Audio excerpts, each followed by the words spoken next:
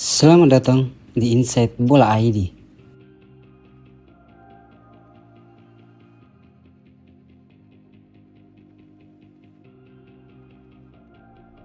Hari ini kita akan membahas persiapan timnas Indonesia menjelang dua laga krusial di kualifikasi Piala Dunia 2026 melawan Cina dan Jepang. Bersama pelatih baru Patrick Kluivert, skuad Garuda menatap peluang besar untuk mencetakkan sejarah.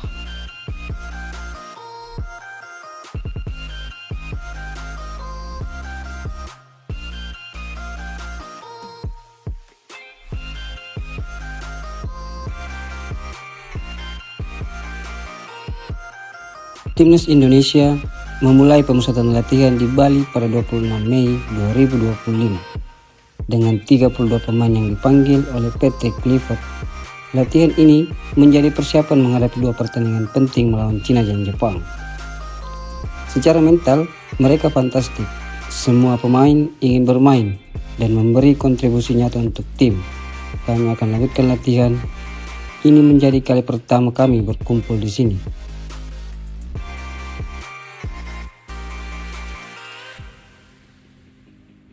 Menghadapi dua lawan tangguh, Kluivert menetapkan target realistis namun ambisius.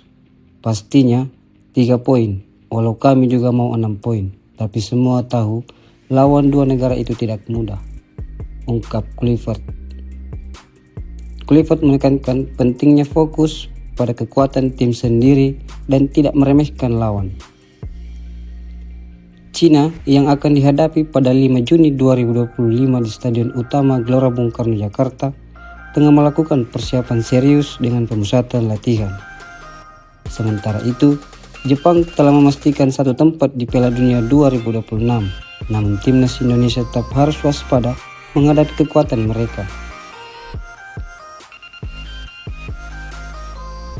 Kluivert sendiri memuji mentalitas para pemain yang menunjukkan semangat tinggi sejak hari pertama pemusatan latihan.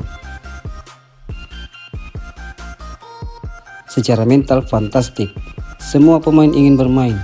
Mereka ingin melakukan sesuatu dengan tim. Dukungan penuh dari supporter menjadi motivasi tambahan bagi skuad Garuda. Dengan persiapan matang dan semangat juang yang tinggi, timnas Indonesia siap menghadapi tantangan besar demi meraih tiket ke Piala Dunia 2026. Outside. You need to move quick.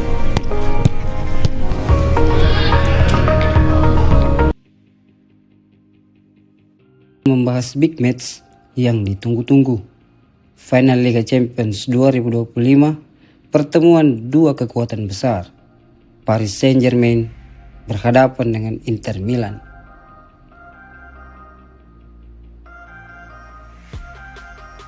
Kita mulai dari bagaimana kedua tim ini bisa sampai ke final. Paris Saint-Germain yang musim ini tampil luar biasa di bawah asuhan Luis Enrique akhirnya kembali ke final Liga Champions setelah penantian sejak tahun 2022. Mereka menyingkirkan tim-tim berat seperti Arsenal dan Real Madrid di fase knockout dengan permainan menyerang yang semakin matang. Di sisi lain, Inter Milan tampil mengejutkan tapi konsisten. Simone Inzaghi membuktikan bahwa taktik pragmatis dan transisi cepat masih sangat efektif di level tertinggi. Inter sukses melewati Bayern Munchen dan Atletico Madrid dalam perjalanan ke final. Secara head-to-head, PSG dan Inter jarang bertemu di kompetisi resmi. Namun, jika dilihat dari statistik musim ini di Liga Champions, PSG unggul dalam urusan penguasaan bola dan jumlah tembakan per pertandingan.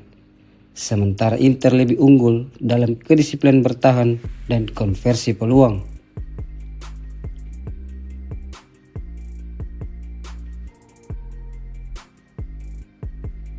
Paris Saint-Germain rata-rata mencetak 2,1 gol per pertandingan, sedangkan Inter sedikit di bawahnya dengan 1,7 gol.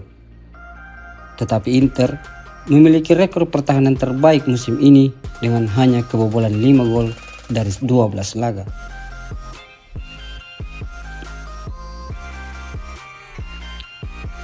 Laga ini bisa ditentukan oleh duel di lini tengah.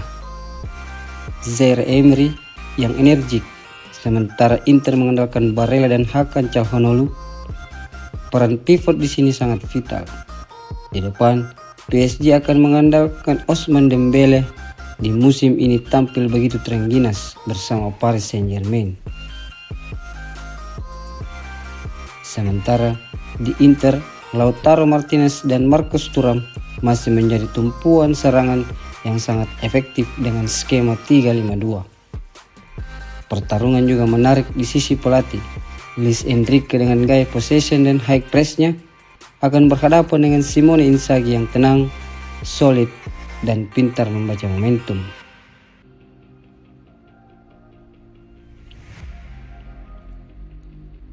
Pertanyaannya saat ini, siapa yang akan mengangkat trofi si kuping besar? PSG terlihat lebih kuat dan flamboyan serta tajam di depan gawang. Tetapi Inter Milan punya soliditas dan mentalitas yang tak kalah kuat. Kalau dilihat dari kekuatan skuad dan momentum, PSG memang diunggulkan. Tapi jangan lupa, final adalah soal momen dan ketenangan.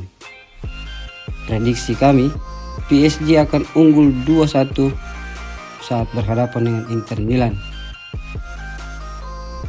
Gol PSG akan dicetak oleh Ousmane Dembele dan Achraf Hakimi yang akan dibalas 1 gol oleh Lautaro Martinez. Bagaimana menurut kalian?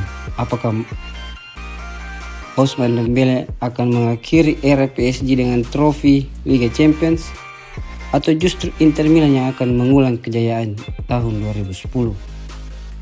Tulis pendapat kalian di kolom komentar. Jangan lupa like, share, dan subscribe kalau kamu suka konten analisis bola kayak gini. Sampai jumpa di video selanjutnya. Salam sepak bola, salam fair play.